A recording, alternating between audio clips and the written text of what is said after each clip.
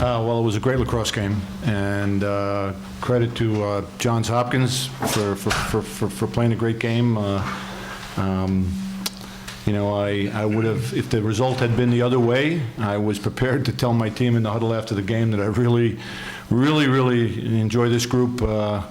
I just love what they bring to practice every day, and the effort that they bring to the games and what we're doing. And we have to work extremely hard to get things done, but we're willing to do that. And you know, with down 2 late in the game there, and you know, things didn't look great, but we were composed in the huddles, and we had a plan going out, and we were able to execute it in order to get the goals we needed to win the game. And so a lot of credit to these guys all around me. Questions? Yeah. Go ahead, Christian. It's all you. You were able to force so many turnovers, failed clears, rise. I was amazed. Was that part of your plan? It's always been part of our plan. You know, we're not as experienced and athletic as we've been in some other years. It's always been sort of the Virginia's way to play. You know, I feel like the riding and those kind of things, those are the effort plays, and we are there in that part of the game. We are willing to do the work. You know, we just we don't quite have the experience that we've had in some other years, and we're not as deep as we've been, and so our margin for error is not as great. So we have to be very efficient in what we're doing, and you know, if we can get the ball in the hands of Tuck and Greg and Tyler German, Zed, those 4 big boys in the midfield in particular, you know, we have a pretty good chance to make a play at the end of the day, and so.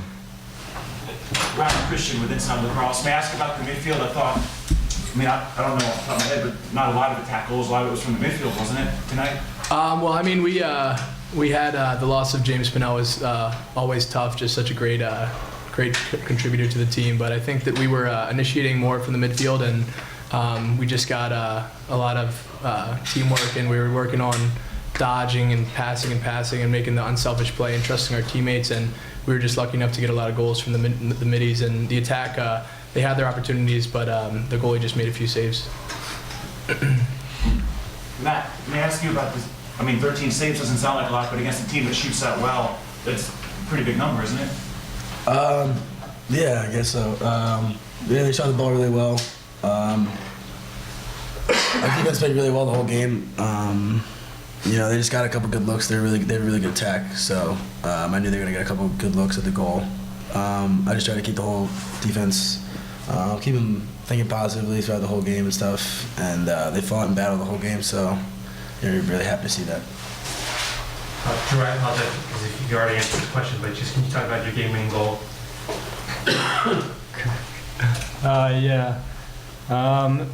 We didn't have really a set play or anything going there. We were just identifying who was matching up with who and attacking what we thought were good matchups. And towards the end there, Ryan Lukovic got hung up behind a little bit, and they rotated, and I was fortunate enough to be on that right wing open and execute the shot. You realize that this is 2 years in a row now that you scored the game-winning goal in overtime. I do. Yeah, I'm just very fortunate to be in those positions where the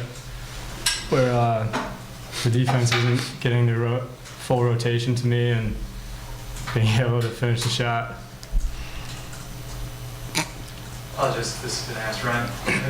Do you recall being nervous at any point? I'm always nervous. Yes, I just don't. I try not to show it. I try to be a leader out there and try to get the energy going, but I just try to have a little facade. But I'm definitely always nervous, especially before the games. But it's a good, you know, there are good and bad nervousness, and I think it's a good one, and just keeps me on my toes. And I feel like if you're not nervous, there's something wrong. I think the little butterflies are always good.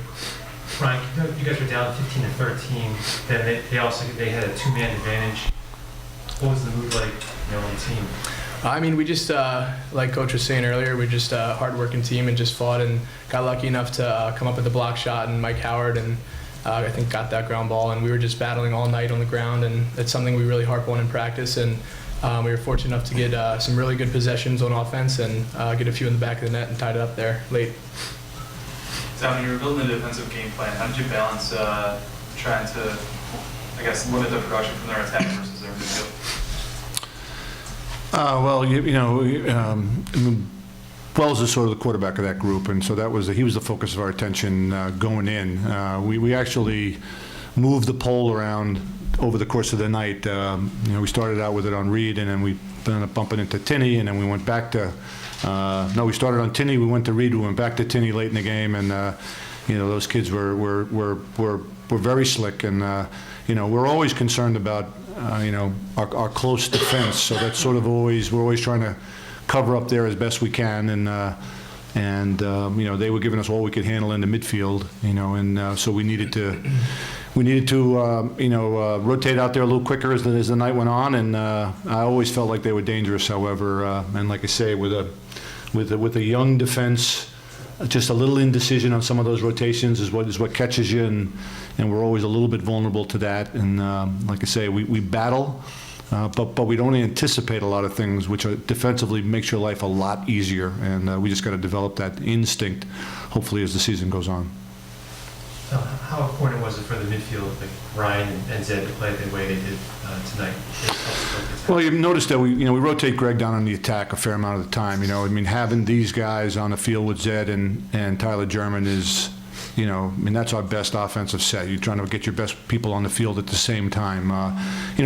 Losing Pinnell is just a big blow for us. He's probably our best, our strongest attackman, our most sure thing. And so we're sort of mixing and matching the pieces, and that's what we have to do. We sort of come into a game like this trying to figure out how are they going to match up, where are they going to put their poles, what are they going to do with Coholan in there? Can we put French out there? Does he draw a pole? Going to put a short on Owen, and then we're going to try to react to it and do the best we can. We just are not going to overpower anybody over these next couple of weeks and months, and we just got to be smart. We got to be opportunistic. But we are a team that I do think that we are a team that shoots the ball well, and so when we get good opportunities, and these guys have spent an awful lot of time working on it, but if we get the good opportunities, we shoot the ball well. It was nice to see Zed break out a little bit today, because I feel like he's been a little bit stymied the last couple of games.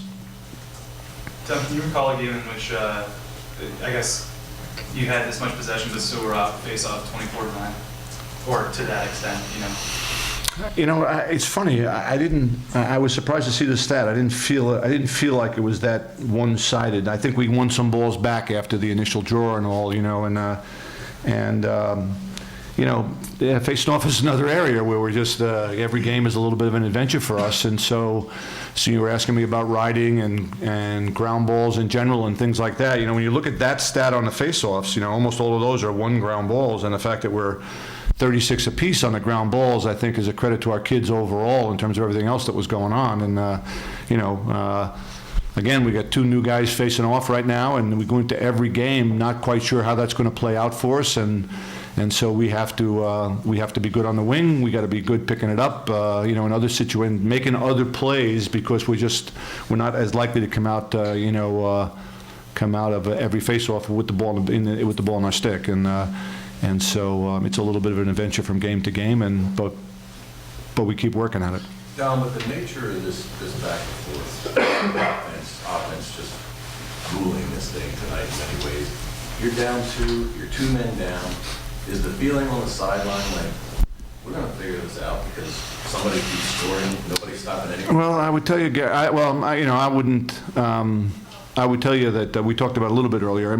I felt like we were poised in the huddles, and even in the, we knew we were going to do on man down there. Not that we were going to, get the ball back necessarily, but we knew what we were going to be doing there. And then, when they had the ball on the wing coming out of the timeout, I thought we had a good idea. We put the Raley kid in the goal, and and so these are things that we practice. We have an exercise in practice that we practice on almost a daily basis, and it's win the close game, and so we put ourselves in these situations on the practice field, and doesn't mean you're always going to win, but we've had some success in close games this year. We're going to have a lot of close games. We just are not the kind of team that's going to bury anybody, I don't think, and so we just got to make the most of these situations that arise when a game is being decided. We got to be the smarter and better team in those situations. We got to get a game to that pinpoint, and then we got to make the right play at the right moment. What went into the decision to carry the game to overtime, coming out of that timeout 14 seconds ago? Well, we were going to have 30 seconds in the overtime. And so rather than try to force a play in 14 seconds, we thought we'd take our shot with 30 seconds to go in the overtime. And so it eliminates the face-off and gives us a chance to, I'm sorry? Was the face-off disparity a significant factor? In the No, I think it was just more the time left in the penalty. The fact that we were going to have a 30-second foul afterwards or a 14-second play, in the end of regulation, we just took our chances with the 30-second play. And I thought Greg had the shot that was going to win it until it got blocked there. Ryan, can you talk about what it means for you to come back here and play as well as you did? I've just been around this place my whole life, and I think it's just a great institution, great university, and I just love this area. And I just have been, ever since I was a little kid, just coming here, playing wall ball in the gym, sneaking in with my mom, and it definitely means a lot. My parents were here. It's awesome playing well in front of them. My brother just got back from a little trip, and it was just great seeing him there, and it was a lot of fun. I had a great time playing against a great opponent, and especially with this team that we got. And your regrets about, your mom works here, about being the team that just employs, well, not the team that employs, but the university that employs her? She's, she loves this place. She's been working here for my entire life, 22 years, and she's just a great, wonderful woman and great coach, and had a great win today, actually. Beat Georgetown today, so very happy for her. And I think she said she was going to wear like one of those half Virginia, half Hopkins shirts. I haven't seen her yet, but I'm sure it's pretty funny shirt. Enjoy sending the home crowd home in the mood that they're probably in right now? It's always fun playing Hopkins. It's a game that you mark on your calendar every year, and I remember having a kind of a bad taste in my mouth 2 years ago when we were playing the Conica Minolta face-off at M&T. So it's good to get a win your senior year in front of your hometown crowd, and it's nice. It's definitely a good feeling. My apologies for coming in after you had gotten started, but down under a minute with possession. Does the ball find its way to you? Were you the option? And once you got into that step down, are you just dialed in?